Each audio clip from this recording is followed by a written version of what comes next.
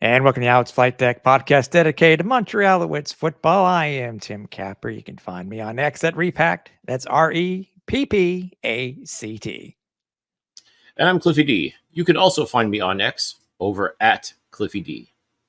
And we can't forget to thank our presenting sponsor, the guys over at SportBuff, where if you go and use the promo code AlsFlightDeck10 at checkout, you will save 10% off your entire order. So head over to sportbuffshop.com, save 10%. Buy merch from many of the leagues that they do offer, including Team Canada stuff, a lot of new Team Canada stuff, actually.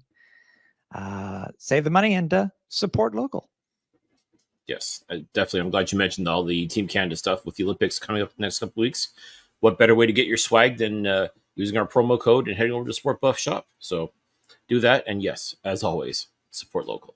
It was that the Olympics, the Copa. Was it Copa that they just got eliminated from today? Yeah, Copa, but no cigar. Yeah, you go. Cope, but no, yeah. But they still play third place. I did not know that. I learn new things every day when it comes to what I know about soccer unfortunately can fit into a thimble, so I'm like, hey, good on them. I mean, obviously as a proud Canadian, I'm happy for that, but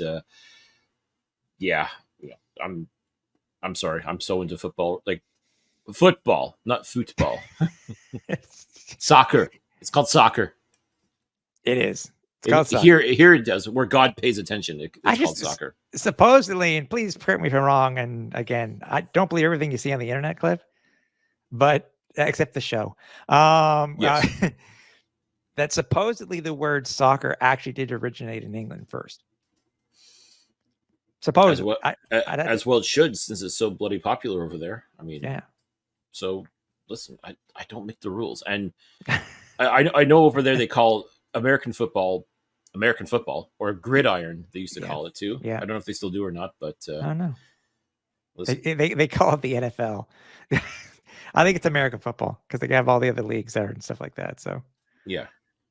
But we digress. But we digress. Speaking of football, Canadian football, Alouettes went into this game trying to extend their winning streak.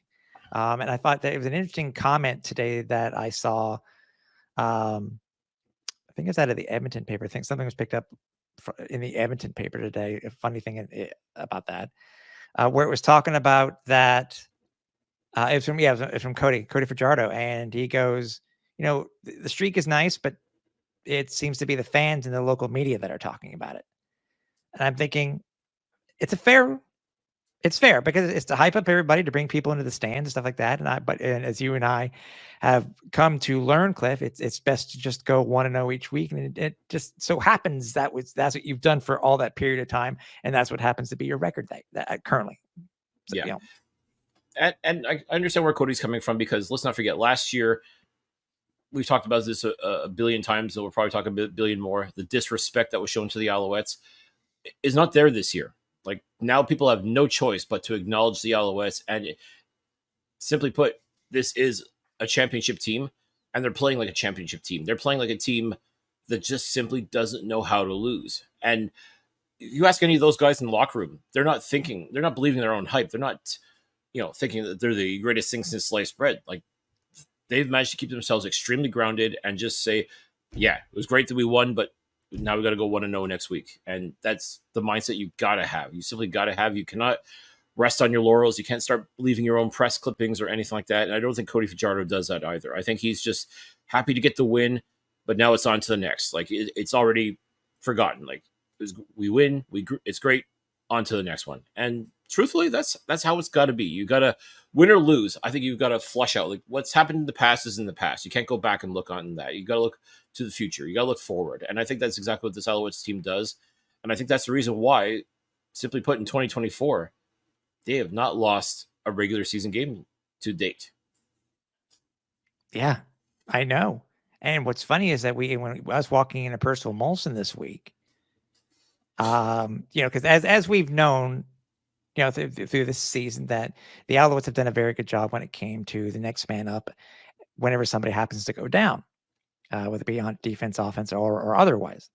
Mm-hmm. Well, coming into the stadium after seeing each other quickly over the tailgate, and I had an Alouettes a member of the Alouettes staff come up to me and I guess an Alouettes birdie told me, uh, A little birdie from the Alouettes. a little birdie, that we were going to be having a change at kicker because in pregame warmups, David Cote did something bad enough, as we found out, I think a couple days later, is that Cote ended up being on the 6-game injured list.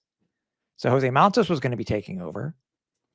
But then we go and find out later, right, Cliff, that not only did Cote go down, but also his long snap partner also went down, didn't he? Yeah, Louis Philippe Barassa also hurt himself somehow, which is, again, not ideal to have anyone. Like, when it comes to field goals, you want to have, you got to put your best foot forward, no pun intended. You got to make sure you've got the right people in place. David Cote, by and large, has been that guy for the Alouettes for the past couple of years, doing absolutely phenomenal work as far as I'm concerned. Not perfect, of course, but I mean, let's face it, unless you're Sean White, basically nobody's perfect this year. But yeah, once again, it's where your depth gets tested. It's next man up. We've seen it numerous times on this team this year already, and you'd think that special teams would be safe, but no, it's not. Like, and you better have a good kicker ready to go. And thankfully, the Montreal Alouettes do have a very good kicker at the ready in Jose Maltos. Again, even if it's like a half hour before kickoff, when you get that call, when your number is called, you've got to be ready to go. And sure enough, Jose pretty much had to jump into his uniform and get ready to play a game. Yeah, it was. I think there was at the only practice this week for the Alouettes. They interviewed him, and he was basically, "Oh, I need to get ready." That literally that type of thing is. It's a good thing that he brought his pads, right? Even though he was currently on the practice roster. So, I mean, that credits the Alouettes organization and having the wherewithal to pack his uniform and his pads and his gear and everything. Just sorry, tonight you're not watching on the sidelines. You're in there. I mean, that's crazy. I mean, sometimes it happens that quickly, ladies and gentlemen. And once again, you got to be ready. That's why they have practices. That's why they have all these things, because you just never know what's going to happen. I mean, it's such a fluky thing to get hurt during warmups of all things. But I think it's funny is both our long snapper and our kicker get hurt in warmups. I mean, geez. I mean, I'm baffled when you hear stuff like that. You're just like, what can that be? Like, is that really a thing? And well, this past Saturday, it 100% absolutely was a thing. Yeah, it was that thing. But as I said, we've had him, since he's been on the team. He's whenever he's had the chance, he's been fine. So I don't think Alouettes fans or the Alouettes fans that knew, I don't think really had an issue, because we knew he was a good kicker. People just need to go back to last year when Cote was off for 2, because he was, as you put it, last year he was getting the yips, and something was off in his kicking. Yeah, and turned out he was injured there as well. So I mean, it's sometimes it's like that, and rather than put yourself in harm's way, you step aside and let someone else, let the understudy come in and perform. And that's exactly what Jose Maltos does. Like, when he comes into a game, he comes in ready to go and does phenomenal. I mean, I still think back to the last year, that first preseason game in Ottawa. He was the kicker for that game and ended up kicking the game-winning field goal. And yes, I know preseason doesn't count in the standings or any of that nonsense, but if you're talking about player evaluation, well, you take a look at the film on Jose Maltos there, and it's like, wow, okay. God forbid something happens to David Cote, at least we've got, an ace up our sleeve. And that's exactly what Jose Maltos has been as a member of the Montreal Alouettes. He's been the go-to guy. Like, if in an emergency situation, you tap him on the shoulder, he's ready to go. Yep, and as Danny Mac did, that Danny Mac does, he signed somebody else. We'll talk about that in a little bit, and we did sign another name quarterback, but again, we'll talk about that when we talk about the transactions and stuff like that. But going forward, again, we were missing some people going into this game. Sean Lemon, which we're going to talk about also, which we happened to miss last week because it was announced after the show had already been done. You're right. But we'll talk about that. But the Alouettes went into this game where, again, it's another home game for the Alouettes.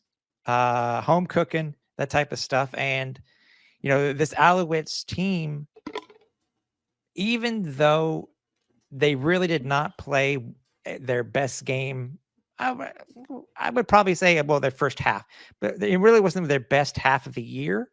They still were able to come away with a win over the Stamps. I mean, it's, and the way they did it too. I mean, knocking off Calgary 30-26, but, as we've seen many a time this year, Cliff, whether it be complete blowouts or whether it be a close score, the score, the end score itself really was not indicative of what type of game this was. No, and simply put, winners find a way to win. And that's exactly how you would describe this Montreal Alouettes team. They're winners, and they found a way to win. It was not pretty. Absolutely. I even said, at halftime, like that second quarter was arguably the worst football I've seen this team play in 2024. And at that point, you say, okay, well, that was bad. That was not good. I mean, that was just as bad as you would hope you'd ever hope to see. I mean, just not great. But can you recover from this? And then I think that's the key: is you're now facing some adversity, which some teams don't know how to handle adversity. Montreal, though, finds a way to handle the adversity. Okay, at one point they were down 23-9. Not great, but beautiful thing about the Canadian Football League is, and it's cliched as hell to say, but no league truly is safe. I mean, there's always a chance. As long as your team's in it, there's always a chance. And the adjustments made in the second half made a huge difference. Like, it was almost like they just woke up and realized, oh crap, we're the Montreal Alouettes, the reigning, defending, undisputed Grey Cup champions. We can't be losing to this Calgary team that is 2-1 at the time, but I mean, we shouldn't be losing to a team like this. And they got their act together. They figured it out. And yeah, it was a gutsy comeback, and they simply put, found a way to win.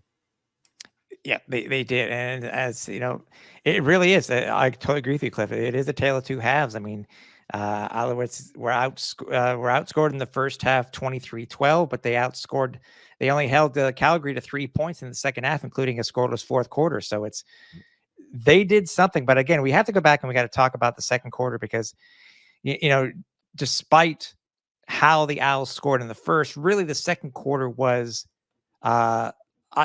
in my opinion, it was the focal point of the game itself, because it set the stage for the second half. It wasn't the halftime show that the Alouettes had. It's the second quarter that set the stage for the second half. And it was the weirdest thing. I mean, it's like, I think it was like anything could happen to the Alouettes. Cliff really did, whether it be, injuries, whether it be interceptions, whether it be turnovers. That's exactly what happened. And what's funny about this too, Cliff, is that this is still they come into the second quarter, and this is a Cody Fajardo, as we've seen how well he's done. And he's most games this year, he started off on streaks of X amount in a row before something happens, an interception or incompletion or something like that. Right. For the second game in a row, Cody starts off at least 10 for 10. Mm-hmm. So last week was 12 for 12. This week is 10 for 10. And his first one this week was a first incompletion was an interception. But the funny thing was, though, prior to that, though, it all started with something that we don't see all that often, is we happen to see a catch and fumble by our superstar Canadian, Tyson Philpott. Mm-hmm. Yeah, I mean, guess what, folks? They're human. They make mistakes, and it's not something that we're very accustomed to seeing in 2024. Like, I mean, the rapport and the chemistry that Cody Fajardo and Tyson Philpott have is, I'll put it up there with Anthony Calvillo and Ben Cahoon back in the day. I mean, when you think about it, quarterbacks with Latin-sounding last names, Canadian receivers that are tough as nails, making outstanding catches. I mean, there's probably a lot of comparisons you can make. I mean, ACBC, the fact that 7 + 6 = 13. I don't know if you can come up with something clever to call them based off of that, but I mean, like, these two, Fajardo and Philpott, I mean, they are magic on this CFL football field. But that second quarter, Yeah, it almost felt like they were brought down to earth just a little bit, and you start to wonder, wow, okay, this is uncharted territory a little bit. Like we're not used to seeing this. And Calgary, to their credit, they played Montreal Alouettes football. Yeah. Lots of strikes, lots, keeping second guessing on a lot of things, showing them different looks. And backup quarterback comes in and does outstanding stuff on third and short. Does his best example of Chris Trevler. Pretty much, or even Caleb Evans with the there's a third and 2. Tommy Stevens looked like he was going to dive forward to try to get the first down, but no, steps back and not quite a fadeaway jumper shot like what Caleb can throw, but he rolled out to the side and found I forget who it was he found, but was able to move the chains like a good 30 yards. Like just what? Like that was that's a play right out of the Alouettes book, except for normally that would go for a touchdown, but I digress. Again, Calgary was playing Montreal Alouettes football, and I don't think the Montreal Alouettes themselves knew how to handle it. It's like, oh, is this what we've been doing to everybody this year? Dang. Like it didn't compute, it felt like. And yeah, I mean, arguably the worst quarter of football the Alouettes played this year. And I'm sure actually we did ask Coach Jason Moss, like at halftime, like, what do you tell these guys? Like, do you tear a strip off them? Do you beat them upside the head for this, kind of play? Or do you just tell them, like, listen, you guys got this, just do your job. Don't worry about it. You're going to get this figured out. And it was the latter, he ended up telling us. So sometimes that's all it is. It's just, what you got to do, go out and do it. And that's exactly what the Montrealites did in that second half. Yeah. And for the Alouettes to go at 2 straight drives with a turnover, it was the Tyson turnover that ended up in points, and obviously then there's the interception by Cody, which was, again, as I said before, his first incompletion or what a way to go for his first it wasn't an incompletion, it was technically, you know what I mean. It went if you're going to f up royally. yeah, it went to the other player, and then again it turned into points for Calgary. And as you said, they couldn't stop the run. They couldn't, the turnovers. They couldn't score. One thing, and I was wondering what it was at halftime, because the full stats weren't available to us at the time, Cliff. But I went and double checked, and it kind of makes sense, after seeing how piss poor that they played in the second quarter alone, Cliff. The Alouettes held the ball for a grand total of 3 minutes and 58 seconds. Not ideal. Not ideal. I mean, you want to keep the ball out of your opponent's hands as much as possible. And again, we talked about how incredible this defense is. I mean, they looked average. I mean, it was almost like they were seeing something completely different compared to what they've seen against teams like Winnipeg, Edmonton, Toronto. I mean, it was just like, wait, what? Like, what's going on? And it's just, but again, it's all about the second half adjustments, which Montreal seemed to be doing extremely well. I mean, in this case, though, they're coming from behind as opposed to trying to maintain the lead they have. Which again, we talked about the lack of a diversity sometimes is what does in some of these really successful teams. I think Montreal got served a bit of humble pie. And I think it made them refocus. It made them snap out of whatever they were going through during that first half. And they went and they played absolutely phenomenal football. Like there was just no quit. They kept on, they kept chipping away at the lead. They kept Calgary in check for the most part. And they did what they had to do, simply put. Yeah. And this is going up against a Jake Maier, Calgary St. Peter's quarterback, who was not playing very well at all himself. And yet, and the Alouettes only had 9 points on the board. But the funny thing was, though, usually you think going in at halftime and get, the whole rah bit and making the changes there and getting some sort of motivation. It seems really strange to me that one of the few things that actually, I think, started the whole rally and the whole motivation thing for the Alouettes was at the end of the second quarter, but it wasn't on a scoring play by the offense. It was actually a scoring play by the special teams. Oh yeah. After Jake Maier threw for a touchdown, I think it was against, he threw it to Reggie Bagleton, if I'm not mistaken, which, as I've said, this guy is just in another universe all by himself as far as receivers go in this league. But lining up for the extra point attempt, big Mustafa Johnson just put his big meaty paw up there and just pow, smacked the football right down, like practically planted the football into the ground, bounced into the waiting arms of who else but Kabian Ento. And he takes it to the house. Where have we seen this before? Oh, yeah, last year. Who's it against? Oh, yeah, Calgary at home. This is the second time now that Kabian Ento has taken one to the house. I mean, technically not a touchdown per se, but to basically take a Calgary ball and return it for points, this would be the second time in as many years that Kabian Ento has done that. And you absolutely love to see it. Yeah, and with his family in the stands too. His whole family was there. If anybody happened to watch the post-game show from Joe Alfieri, his whole family was there. So what a great game for him to do that. And as I said, just those 2 points alone, Cliff. That and then the field goal at the end of the half, which I know you and I questioned, but hindsight now, it started the Alouettes to roll. And the plus is that not only did they kick the field goal at the end of the half, they're able to double dip, and they got the kickoff at the beginning of the second half. And from there, it just went from there.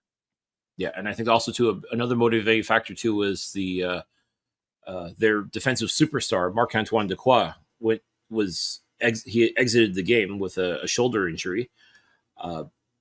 So once again, next man up. You got your superstar going out of the game and not coming back.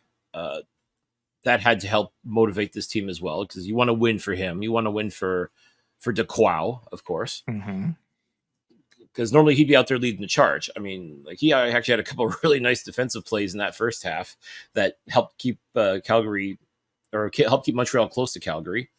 But yeah, losing Dequoy to injury for the night was not great. I mean, not ideal at all. But once again, next man up. I believe, if I'm not mistaken, it was Najee Murray who's slotted over into the safety spot. Yep. And you keep rolling. Simply put, that's what the Alouettes team does, is just keeps on rolling. And listen, they made up for his absence in a big way. This defense really did come together. As we talked about, the second half, all Calgary could manage was a field goal. And all the way to the very end, when Calgary was trying, like once Montreal had taken the lead and Calgary was trying to get back to at least possibly score. I think they would have had, they're down by 4. They would have had to score a touchdown. And the hopes and dreams of Jake Maier and the Calgary Stampeders got snuffed out by one Deontay Ruffin with an absolutely beautiful pick to seal this game. It was kind of a bait and gotcha type of thing. By the way, we were talking about next man up. I had also read too in not only was it Najee who took over for Dequoy, but we also had guys who were basically rotating in and out, trying to make sure that everything was cool. As I said, next man up. It was Titus Wall, and it was also our guy. I guess we can say now, who stepped in the place for Stubblefield is Bryce Cosby. So we had 3 guys basically rotating enough and knowing the positions well enough that it was able to keep the Alouettes defense pretty square for the rest of the night. Yeah, and Najee already had some pretty outstanding pass breakups throughout the game as well. So, I mean, this is a guy that knows the secondary up and down. And if wherever you need him to be, that's where he's going to be. And he just proving once again, he was felled by injuries last year, but this is kind of a comeback season for him. Like, this is a redemption for him. So watching him go out there and play like his hair is on fire, that's what you want to see. And, okay, he's got to step in for, the great Canadian superstar Dequoy. No problem. He can do that. You need him in the center at safety. He's got it. You need him out on out as defensive back, he can do that too. If you have to switch him to corner, he can do that as well. You name it, he can do it. He's kind of like a Swiss Army knife, if you will, for the secondary. And Good when analogy. you got guys like Dequoy going down to injury, you need someone that can step into just about any role that's necessary. And Najee Murray has been doing that for years now, and you're seeing it again in 2024. Like, he is definitely coming to play, just like the rest of this defense. Yeah, and props to the O-line again. They held Cody did not have to worry about cleaning his jersey this week because he was upright the entire game. Neither team got a sack though, but still, and I think it's just overall across the league though, Cliff, that sacks are down in the CFL in 2024. But still, to go from what they were last year at this time to what they are now is outstanding, obviously. Yeah. But what I find interesting, though, is especially Calgary in that third quarter, Montreal's driving down the field, and there's a couple of times where Cody just wasn't connecting, it wasn't working, but saved by a penalty because Calgary just made an error, like illegal contact on a receiver, or I think there was another pass interference call that was made as well. I mean, just things like that slowly move the chains forward and let this Alouettes team start the comeback to eventually beat the Stampeders. I mean, it comes down to discipline more than anything else. I mean, that's one thing Noel Thorpe has preached with this defense, and I would say the entire Alouettes team, by and large, has prided themselves on is their discipline. They really don't take too many stupid penalties, if any at all. I mean, not perfect. Yeah, they will take one or two occasional penalties, but they don't act the fool out there, as they say. Like, they don't do anything stupid that's going to get themselves in trouble and cost them yardage as a result. Yeah, pokes again. And one of the things too, I think we talked about it on Flightdeck Live. And by the way, if you happen to miss that, head over to our YouTube page. You can watch this past episode where we had a surprise guest again. Who, when you're live, as Cliff would say, anything can happen, and that's what happened. So make sure you head over to YouTube and check out the latest episode from this past week. Yep. Because we talked to Walter Fletcher post game, and we were like, we felt that they were getting away from the run, even though this game was close-ish, even into the third quarter. It basically what Walter did at the entire first half was that 119-yard run, and that was it. Yeah. But all in all, at the end of the day, as it seems that as Montreal Alouette running backs can do, they're great out of the backfield when it comes to catching passes and doing what they need to do. Because, Fletcher was a huge part of that second half. Tyson did well. Obviously, all of our other receivers did well when we'll get to that here in a couple of minutes. But what are your initial thoughts on this, Cliff? Because, again, Cody pulled off another Cody run for 11 yards. What was your thought when it comes to how they ended up using them the way they should? Because as we saw, Fletch scored the go ahead and game winning touchdown. But what are your thoughts? It's just a matter of what Calgary is giving them. Yeah, because it was like, Fletch did seem like an afterthought after the first half. Initially, yes, but once again, obviously adjustments had to be made in the second half, and that's exactly what happened. It's funny, even Fletch, when we were talking to him, he called himself Captain Checkdown because that's pretty much what he was for Cody, was his checkdown option. And it works. You know what? It totally worked. And in fact, I still think about that one-handed stab that Fletch made to move the chains. Basically turned against his own body, one-handed, caught the ball, and went for a run. I mean, wow. I mean, we've come to expect that out of Walter Fletcher. I mean, he had that outstanding game in Edmonton a couple of weeks ago. He's just one of those guys, you call upon him, he will do great things. And that's exactly what happened. Because, the receivers, they were doing a very good job, very respectable for the most part. But, I mean, sometimes those guys get like double, maybe even triple coverage. I mean, I think eventually they knew they had to keep their as many people on Tyson Philpott as possible. In which case, you go to your check down. You go to your running back who can turn on the jets and get those extra yards, or just even grind it out with his legs. I mean, that's what's great about Walter Fletcher is he is that kind of running back that he can present sort of a dual threat, not just running the ball, but catching as well. And I give him all the credit for he was a big part of that comeback, was just his ability to play both sides, both receiving and rushing. Yeah. And yeah, that touchdown that he scored, the ultimately the game winning touchdown was an absolute thing of beauty. And he just deked out, I think it was Trey Roberson, like just basically broke his ankles on that play. It was that one last move at the end, I will admit. Yeah. But he also had the angle because he easily could have gone out of bounds. I think didn't we talk to him in the? I think he said it post game, not to us, but it was during one of the post game interviews. I think he was saying that it was I think originally supposed to be a go down at the 2 type of thing. I think that was what the play was called. Right. But yet, why? There's so much time left. You might as well go ahead and take it into the end zone. And I'm sure we're all glad that he did. Yeah, and that's the thing too. I mean, I get the strategy of it, trying to burn as much clock as possible and then score, but at the same time, you got the momentum, and that's clearly what it was with Walter. Is he clearly had the momentum, like he just was not going to go down. And at that point, I think this defense realized, okay, we take the lead, we cannot, like you know bloody well you've got to score. They should have been up by 5 at least, or actually no, up by 6 to force the touchdown. But go ahead and expound on that, because we were talking about what happened earlier with the Owls block that easily could have turned this game. Yeah, you live by the block, you die by the block, and the Alouettes tried to go for 2.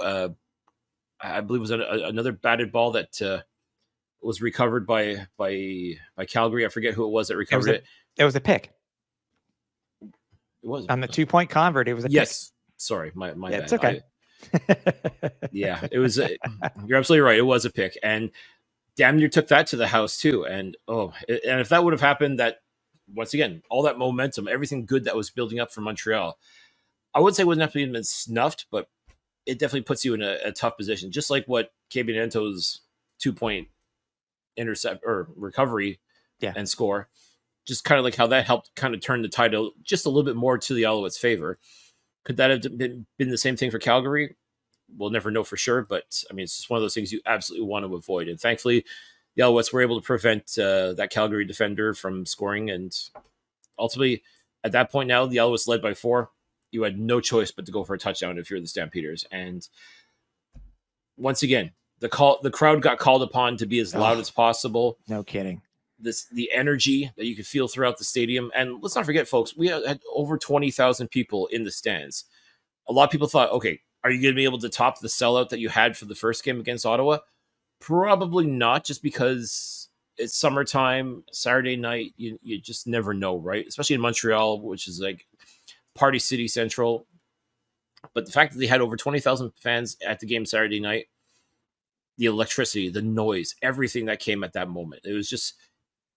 I always say, welcome to the Thunderdome, because that's exactly what it is. The noise level is deafening. When this crowd gets hyped, when everybody gets excited, and players tell us all the time too, they hear everything. They hear the noise, and it's almost very distracting, even for those on defense. But they love every second of it, because that means you're engaged. That means you're into it, Alouettes fans. I mean, that's why you make noise on defense. That's why you get loud in instances like that. And look what happened. Look what happened to Calgary when they tried to make the comeback, and ultimately it fell short. Yeah. Back-to-back 20,000 plus crowds, Cliff, for the first time since the end of the 2016 season. I'm hoping on Thursday it'll be tough, but but considering, I hope they can make it 3 in a row on Thursday. We'll see. That'd be amazing. To tell you the truth. I mean, Thursday Night Football, I mean, like it or not, it's here to stay. And as much as you and I and other Alouettes supporters complain about having these Thursday night games, apparently there's a market for them. And I'm sorry, I don't see it, but it's one of those things where it's got to happen. And if it was one of those instances where every single team had to host a Thursday Night Football game, and including Montreal, then so be it. But once again, this year we're saddled with 3, if I'm not mistaken, 3 Thursday night games at home, and it's such a tough sell. Like, downtown is not packed with people like it used to be, and you hope for that walk-up crowd at the last second. it's not there. I'm sorry to say it's not there. Between the construction and the hot weather, and even like this hurricane like weather that we're supposed to be, like the after effects of the hurricane barrel possibly leading to beaucoup rain tomorrow for the game, or later today for the game, depending on when you're listening to this. I'll be stunned. I'd be thrilled if the Alouettes are able to draw another 20,000 in on a Thursday night. But I'm not liking it. I'm not liking the odds of that happening, to tell you the God's honest truth. Yeah. For the Alouettes, Cody Fajardo went 35 of 42, Cliff, for 374 yards, 2 touchdowns, 2 interceptions, and again, one interception in the second quarter, and then that one interception, which again, as I mentioned on Flightdeck Live, was during the 2-point convert. I really still don't think that those should count, but anyways, I will leave it at that. Leading rusher for the team was Walter Fletcher. He had 5 attempts for 56 yards. Longest one's that 31-yard touchdown to seal the game. Cody Fajardo had 35 yards to also in the game, and we mentioned that before, that 11-yard rush by Cody. Won a game, right? For the Alouettes, leading receiver Tyson Philpott. Listen to these stats, folks. 13 targets, 12 receptions, 134, and no touchdowns, but still he was a target machine during the game this week. KJG, happy birthday, KJG, had his first CFL touchdown this year in 2024. He was 4 receptions for 20 yards. Charleston Rambo, 4 receptions for 40. He made it. He actually did quite well too, actually, on some of his routes. Very solid. Yep. Yeah. Cole Speaker, who just absolutely mashed in the end zone on his 17-yard touchdown. My God, he took a lick. Yeah, but still 4 receptions, 48 yards. Reggie White, 2 receptions for 28. And we can't forget about Walter Fletcher. Perfect on the night, Cliff. 9 for 9, 9 targets, 9 receptions, 104 yards, and 100 yak yards. Just yak. It's not yak yards. Sorry, you're right. Because Y in yak is yards. It's not yards after catch yards. It's just yak. Sorry, yeah. It's a pet peeve. But yeah, I got you know what? Canadian football stats 101. Yeah. Yards after. How about this? 100 yards after catch. Are you happy now? Better. Okay. Better. And listen, we got nothing but love for Walter Fletcher. Anyone who listens to this podcast knows how highly we think of him, how we want the best for him, and it does our heart good to see him play at such a phenomenal level. I mean, and proof that he can do it all. I mean, you need him to run the ball, he can do that. You need him to catch the ball, he can do that. You need him to block, he's good at that too. I mean, he's as I said, like a Swiss Army knife. He does a little bit of everything, and my goodness, it's just couldn't come at a better time. Yeah, no, I agree. And I was looking at one of the stats you're trying to find here was put up by David Arsenault of RDS. 160 total yards, 104 yards, as I said, receiving. First time, what is it? First time since William Stanback back in 2018, where you have a guy with a running back with over 100 yards of receiving. That's incredible. And I mean, that was a big thing too this year, was with the departure of William Stanback. Could Walter Fletcher step into that role that Stanback did? Because those are some pretty big shoes to fill. And it's pretty obvious now that, yes, Walter Fletcher is able to do that, and then some. I mean, he has really, truly been an outstanding force for the Alouettes in the backfield. Yeah, we talked about it before. You got to talk about Jose Maltos, 3 for 3, perfect on the night. In relief of David Cote, and it said he is our guy going forward. So, quickly, let's talk about, as I said, we talk about Dequoy, and we see that he is currently a game time decision. You and I have talked about this once we saw the depth charts today. being with the changes that the Alouettes have made, even if the quad doesn't play, and considering what they did last week, I think the Alouettes are in a pretty good situation, though, aren't they? They are. And listen, if the quad's good and he's ready to go, and it was funny, even Coach Moss had kind of gave like a little wink and a nod saying that he'll be okay. He'll be fine. Like, I definitely see the Alouettes erring on the side of caution and just saying to the quad, listen, we got the bye next week. Not saying that Toronto's a gimme by any stretch of the imagination, because they're not, but at the same time, we don't want to do anything to jeopardize you for the long term. Like, personally, I'd say to the quad, you know what? Just trying to keep them guessing as best we can, but yeah, you're not playing tonight. Like, you take the time properly to rest and make sure you're back in time for the game on the 25th against Saskatchewan. Yeah.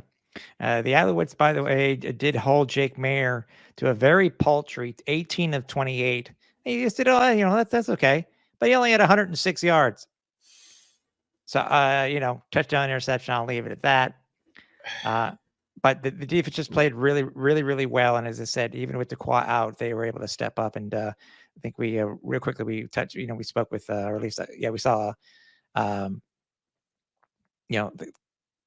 coach at the end of the game asked him about the defense, and he was pretty happy with it. So I can't complain. I can't complain at all. So no, a lot of guys stepping up where they had to. Like, guys go down to injury all the time. That's unfortunately that's what seems to be for the Alouettes this year. Is like that 6-game list is getting deeper and deeper by the day as the day goes by.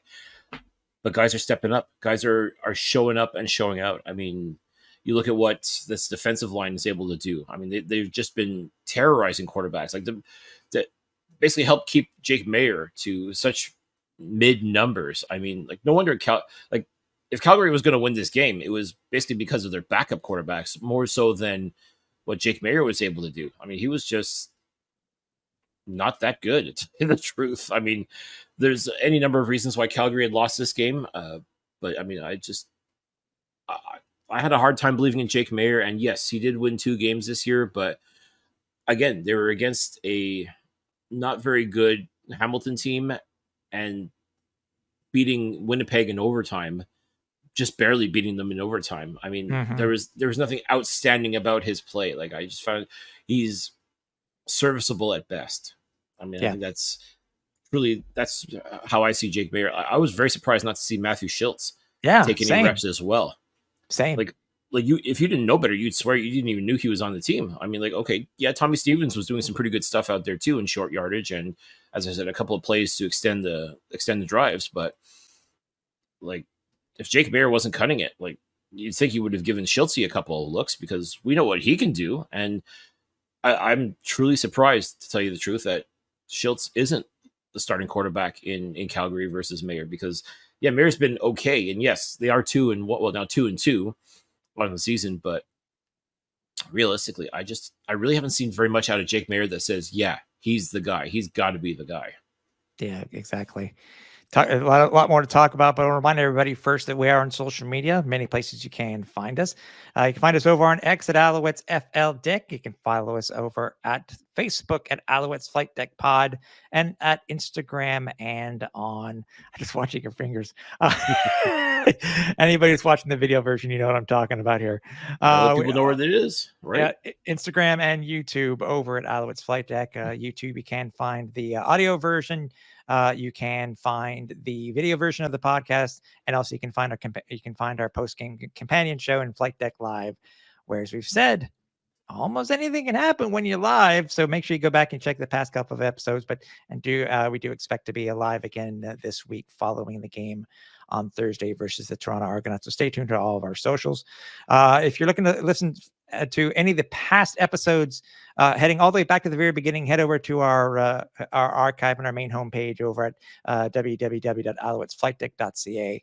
And if you want to rep the merch, whether it be from one of our logo shirts to maybe the Cartoon Bird 56 t-shirt, you can head over to www.flightdeckgear.ca. And real quickly, speaking of merch, and I know we put it on social media today, Cliff, but we are able to get our basically our prototype of what our Cartoon Bird head 56 cap would look like. They came out absolutely amazing. Props out, obviously, and want to thank. I finally found somebody who was able to do it, and thanks to Custom Leads Customs who were able to do it.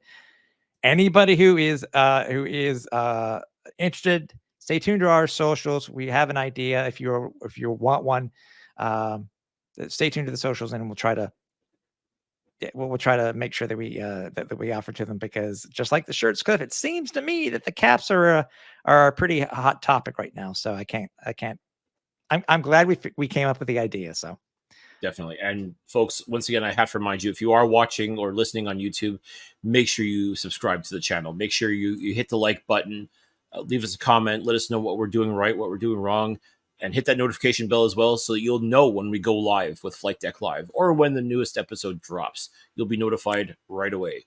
And if you're following on X, that's great, because that way you too will also get notified when we go live and when we put new stuff up and everything like that. So make sure you're subscribed to all of our channels. Make sure, however it is that you're consuming the podcast, make sure you're a subscriber, make sure you're following us, make sure you're doing all those things, and be part of the flight crew. Exactly. So we talked about the defense, and this is one thing that I wanted to at least touch on, because it was something that came out after the show had gone out to the masses last week, is the whole Sean Lemon situation. Mm-hmm. Everybody knows that what had happened earlier in the year, about him being caught betting on the teams that he was playing for. It's all amounts to, I think they said it was 70 euros, if I'm not mistaken, or something like that. Something along those lines. Yeah. And it was back in one of the most recent one was back when he was playing for the Calgary Stampeders. Mm-hmm. He, as you may remember, he basically contested his suspension. And the date came up to where they were going to try to set a date from where they are when his appeal was going to be. And the CFL asked for him to be suspended, and the judge agreed. So now, first and foremost, Cliff, what was your pool number on how many games we had Lemon before he left, before he was suspended? I was wrong. I was close. I think I said 5. I have to go back and check. I think I said 5. I want to say either 4 or 5. We had said. Because also, too, the original date was July 5th, was supposed to be his hearing with the Canadian Football League. And he asked for an adjournment until August for whatever reason. And the league said, yeah, whatever the case may be. I mean, also, let's not forget, too, he's actually not going through the CFLPA. He's actually choosing to represent himself, which, as we joked about, literally betting on himself, which, I mean, you got to admire the spirit of that. So, after asking for the adjournment, the Canadian Football League moved for him to be suspended until they can have that hearing, which apparently will be in August. And now the Alouettes, once again, have to shuffle things around. I mean, thankfully, Danny Machocha is constantly working on this defensive line, always trying to find ways to improve upon it and make the best even better. And simply put, now you've got to start planning without Sean Lemon for the short term and possibly the long term as well, depending on what the judge decides. Because they could say, no, you're finished, you're done, you're never playing a game in this league again, which would be incredibly disappointing. But I mean, that is a possibility, something to think about. Or maybe the games that he's going to be missing now, maybe that will be factored into his whatever they decide to suspend, however many games they decide to suspend him for. Hopefully the games that he's missed to date, which right now is 1, actually will be 2 as of Thursday. Mm-hmm. Hopefully that will be taken into consideration as well. Once again, this is something that's really never happened before. So it's not like there's a precedent to sort of go by as to what to do when a player bets on games that he's an active member in. This is uncharted territory. I guess that would be the best way to describe it. It is, but it's also a hot, as you and I have talked about before, it's also a hot button topic in the CFL, considering what happened in Toronto earlier this season from their starting quarterback. So everybody seems to be playing judge and jury and trying to weigh it properly on, does this, what was done in Toronto by the Toronto quarterback, does that equate more a suspension than than Lemon does. See, It's you're comparing apples to fire trucks. I mean, it's like I know, completely, but that's how people are. You know this, but that's how people are looking at it. I get it, especially too. Like, and as Montreal supporters, obviously we want the best for Sean Lemon. Like we've had him on the show. We know what a good guy he is. I mean, league wide too. I mean, I think he's all he has to do is go and sign with the Hamilton Tiger Cats, and he will have completed the Kevin Glenn tour of this league. Whereas Chad Kelly, I mean, he's absolutely loved by a lot of Toronto fans, but definitely not so much loved now by a lot of other fans of this league. And again, don't blame them at all either. I mean, but I mean, we're talking about two completely different scenarios, and trying to conflate the two, as far as I'm concerned, is a fool's errand, and you really can't. I mean, does Lemon deserve to be punished?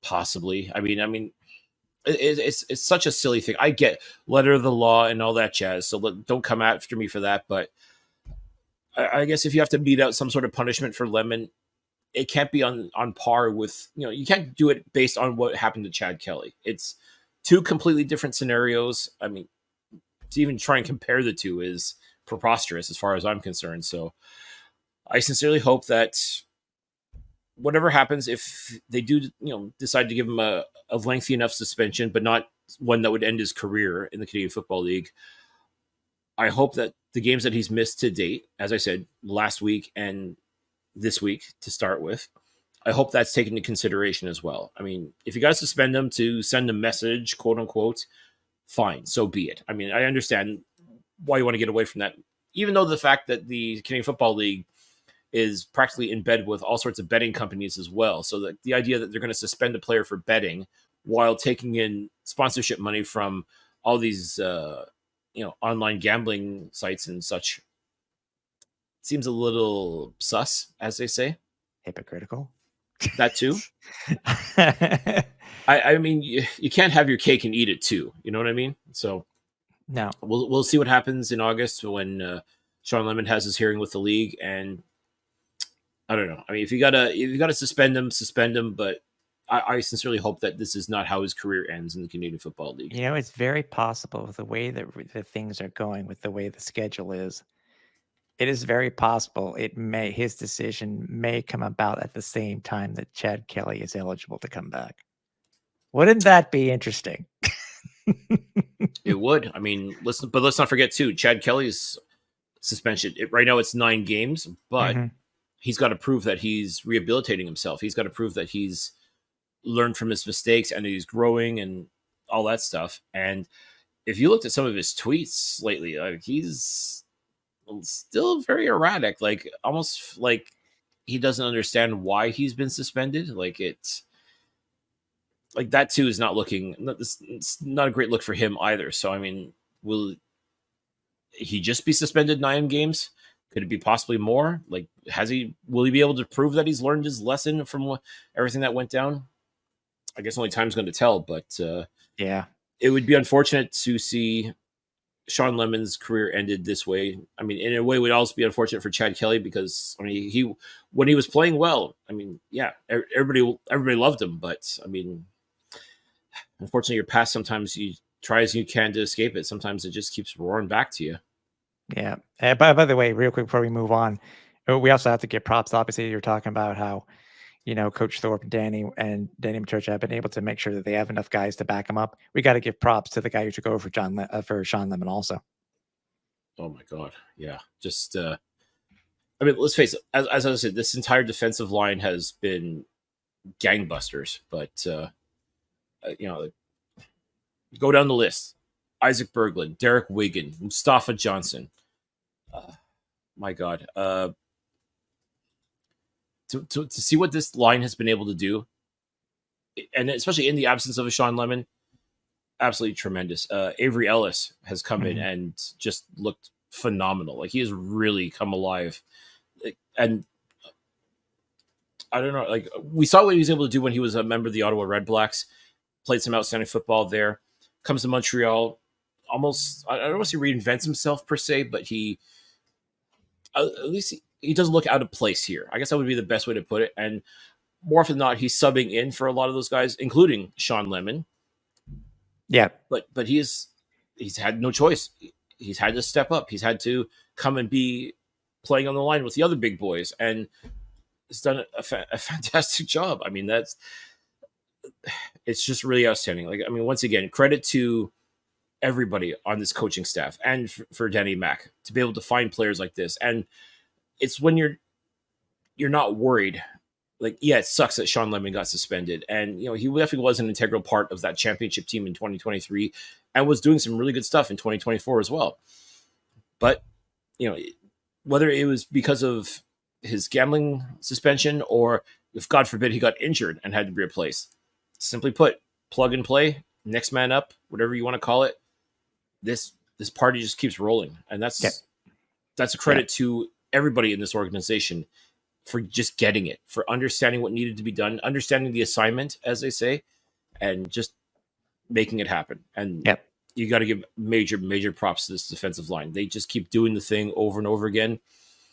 And next person that joins this, they will be outstanding too. And we'll talk about that in the game preview, because there is a young man that we talked about earlier this year that was drafted by the Alouettes, who's going to be making his debut in the starting lineup. Ooh, I'm excited to see this kid play.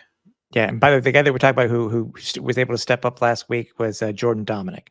Just want to give props to him because he was the one who was able to step in. So,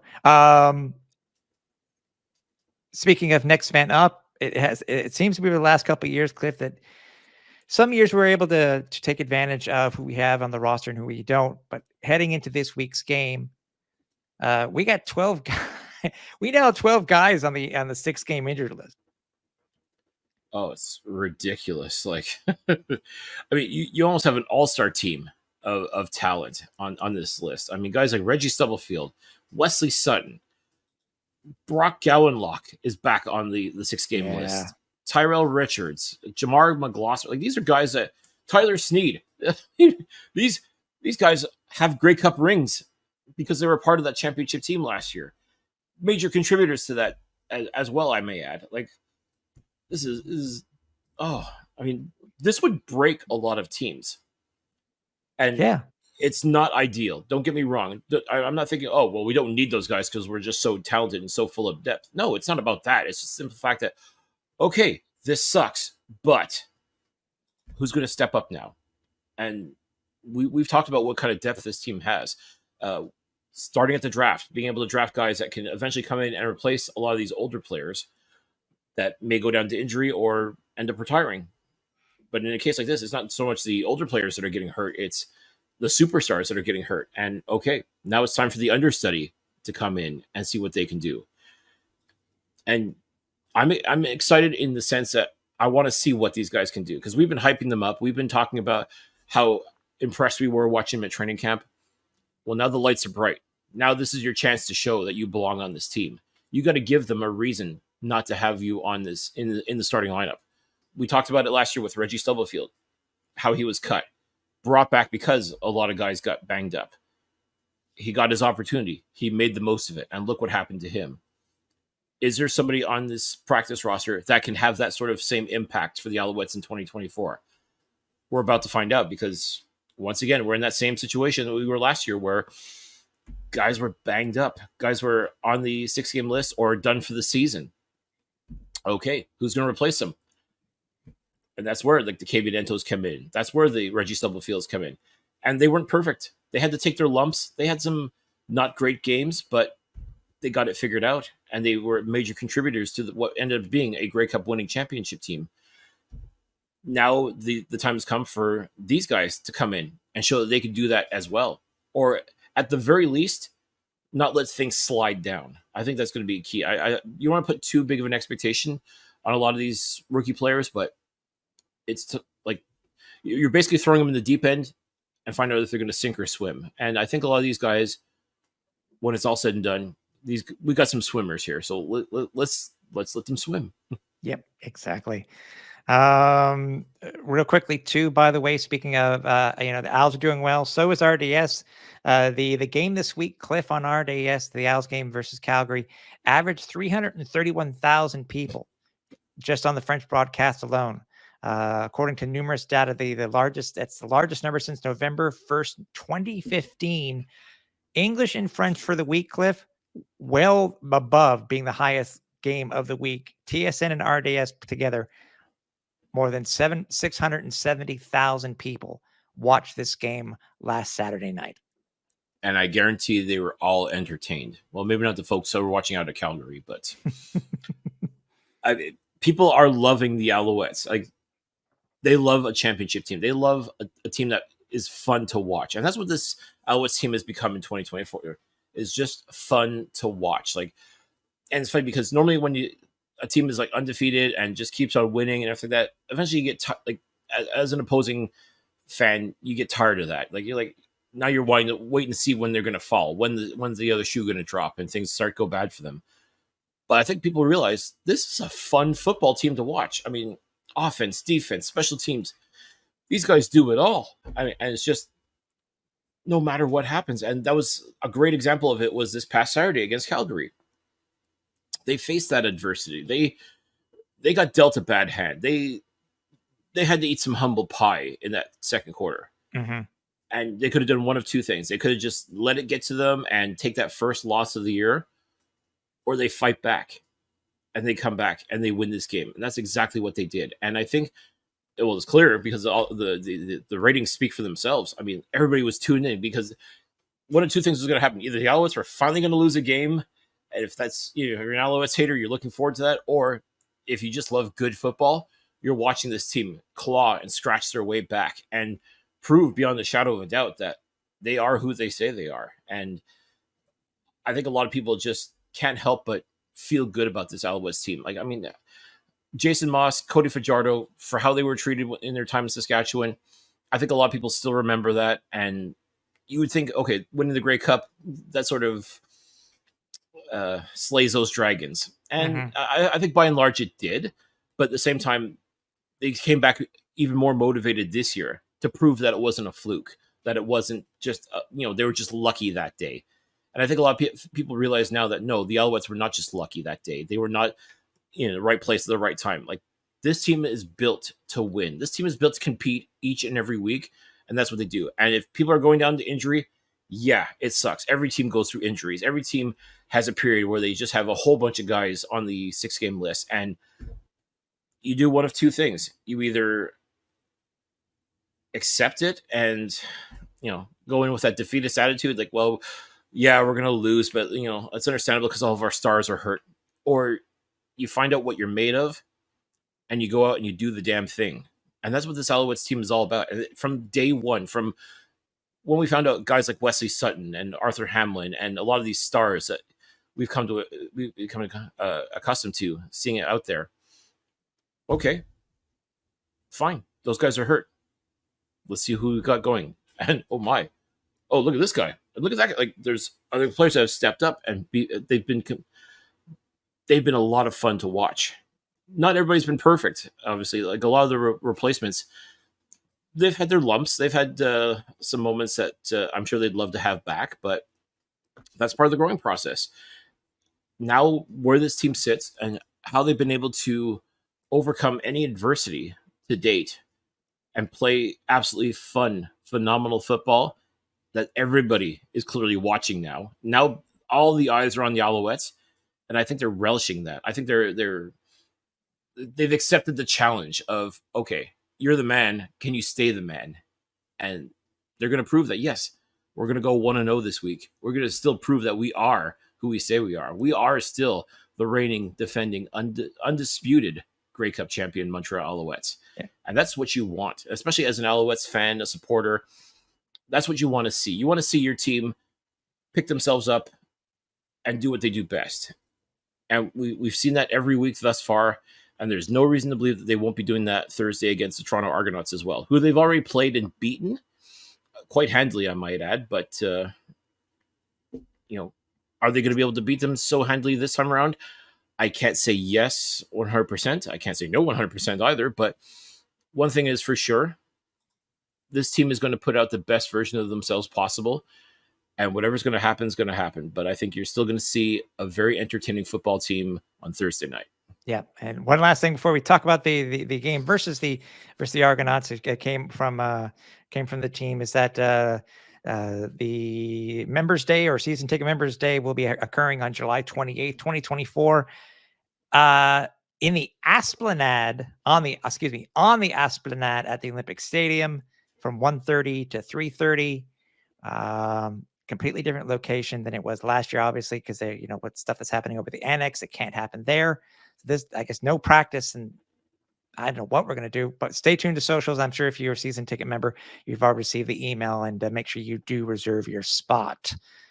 Al's going into this game, Cliff versus the Toronto Argonauts, as a 6.5-point favorite. Again, this is a team that they played 2 weeks ago, where the 30-20 score was a little bit, it really wasn't indicative of what the game actually was itself. Nope. But again, both these two teams are going into this thing a little bit banged up, have had a few changes. But again, the Alouettes are going to be playing their second straight home game. And obviously they're going to be, hopefully, despite the injuries, they're going to be able to play off the crowd on Thursday. Yeah, definitely. And Toronto's coming in, unfortunately, on a losing streak. I mean, got their first loss of the season handed to them by these very same Alouettes. Went out to Saskatchewan and in a dogfight got bested by the Saskatchewan Roughriders, who they themselves are really turning a lot of heads this year, much like the Alouettes are. Obviously, the Argos do not want to be losers of 3 straight games, so you better believe they're going to be bringing everything they've got to this game.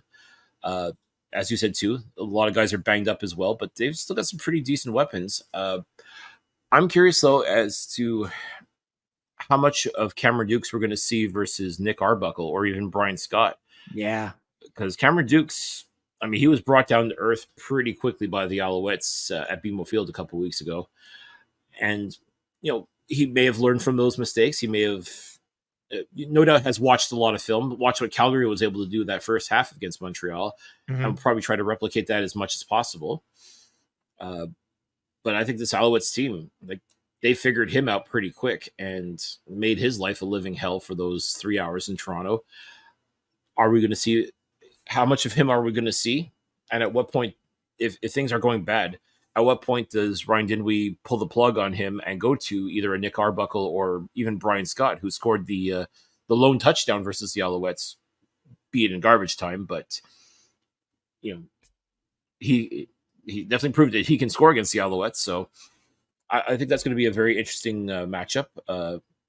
I think defensively, this Montreal team, they know what they've already seen what this offense can do in Toronto, and I think this time they want to do it. They want to do the exact same thing they did at BMO Field a couple weeks ago, but now they want to do it in front of their hometown fans at Percival Molson.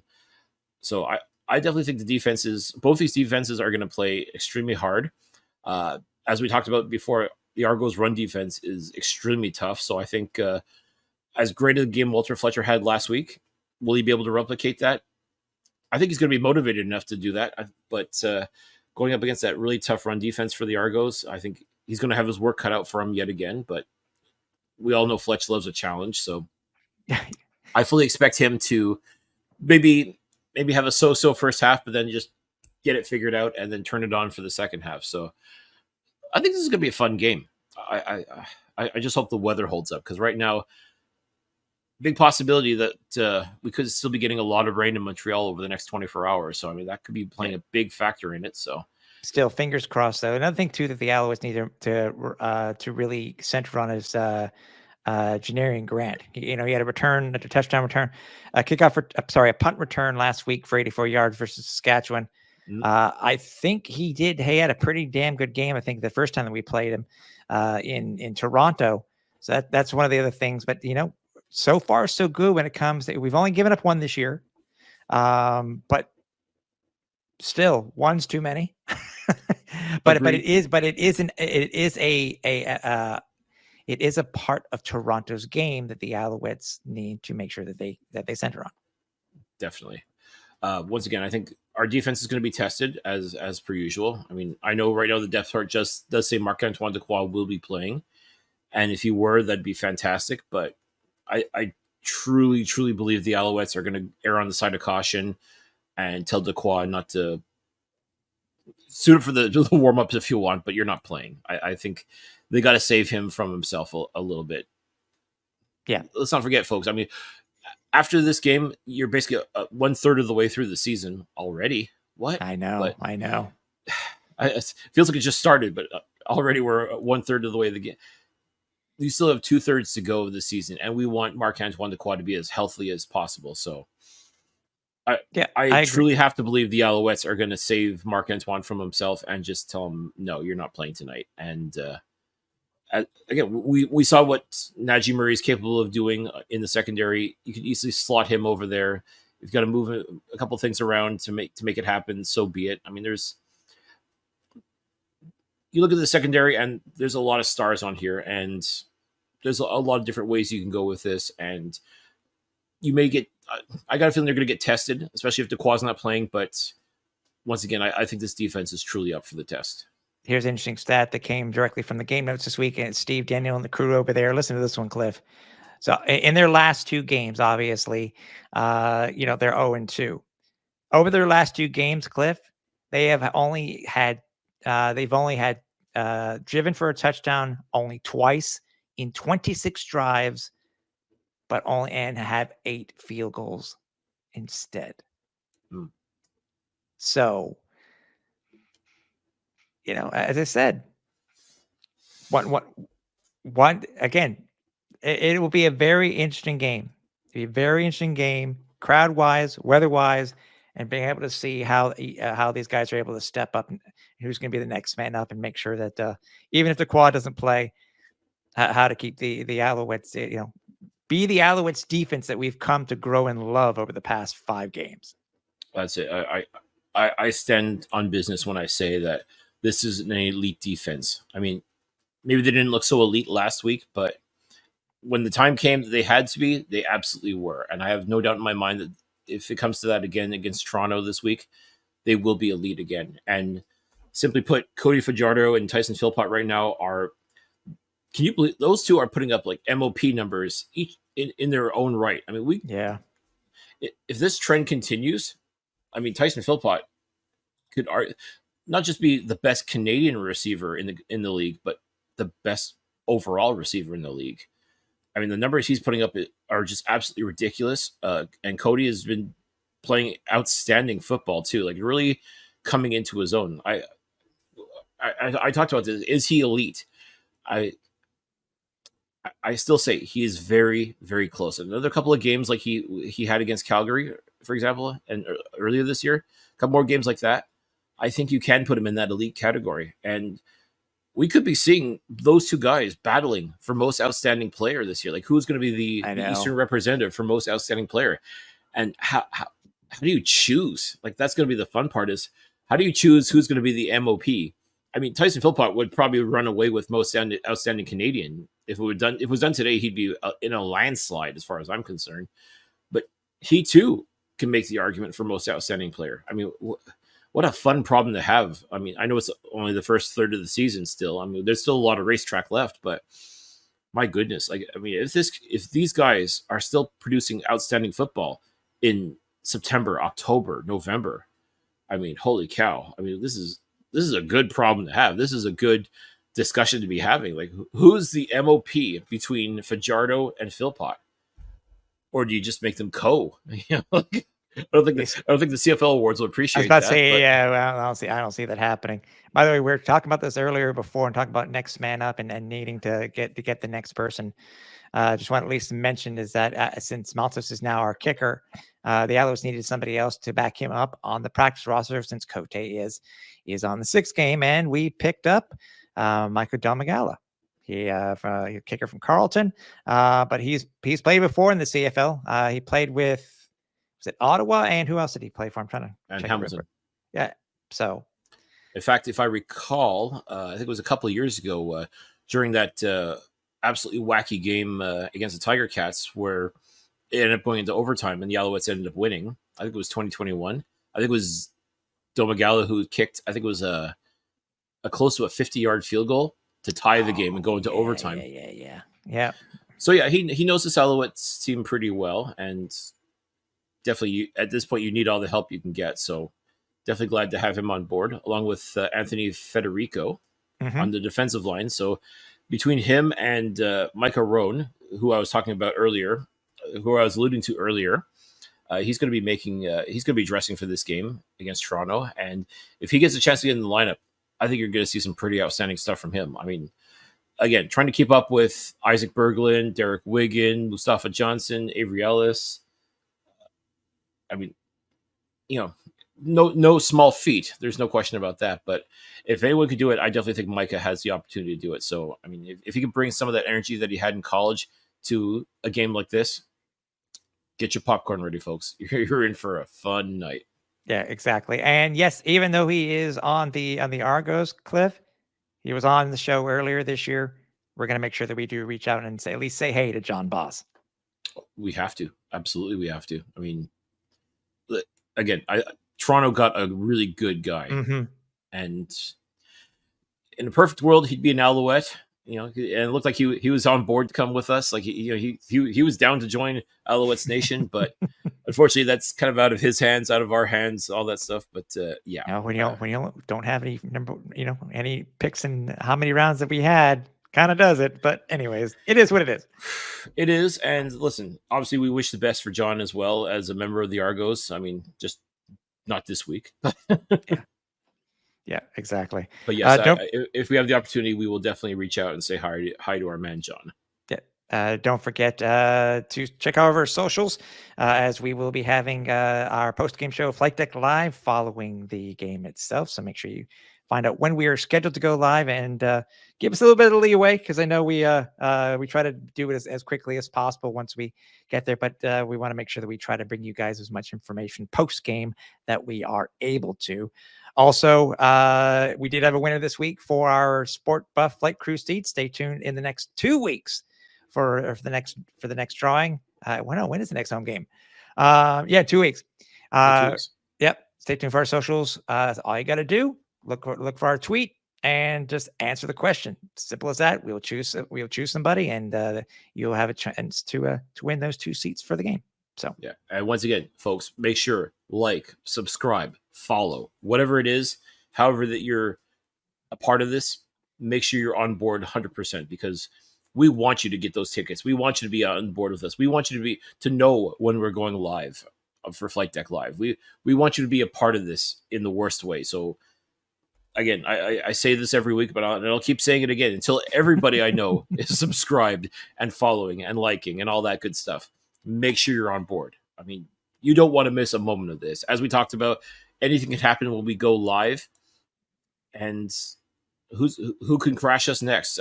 For example, I mean, you never know. I mean, anything truly can happen when you go live. So make sure you don't be left out. Don't watch it the next day and say, "Oh, dang, I missed that." Like, don't be that guy. We don't want you having FOMO. Put it that way. Exactly. Hope to see you at the game this week, everybody. Don't forget, we did find out the Owls will be wearing red, so it should be fun. We'll see which all red, partial red, what you'll have to see on TV, or hopefully we'll see at the game, obviously.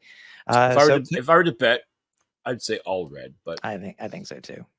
I mean, I think so. You never know. Maybe red jersey, blue pants. I still think that would be a cool look. I still think that would be very nice. I do agree with you.